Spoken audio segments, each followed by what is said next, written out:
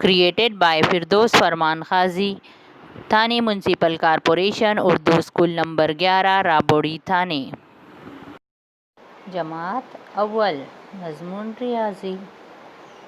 Topic 1 कई, 1 many. Page number 5। तस्वीर में कितने ब्रश हैं? 1। अब बताओ तस्वीर में कितने ब्रश हैं? 4। एक से ज़ायद अशिया को कई कहते हैं। अब बताओ कितने ब्रश हैं? कई।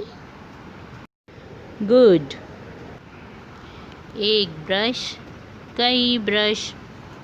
एक ब्रश, कई ब्रश। तस्वीर देखो और बताओ।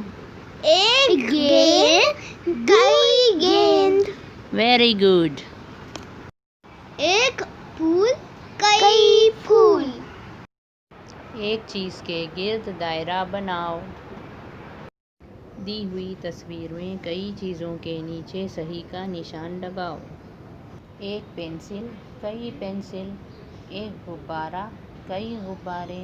एक दरख्त, कई दरख्त। एक बिल्ली, कई बिल्लियाँ। एक मतलब एक चीज़। एक से ज़्यादा चीज़ मतलब कई। Thank you.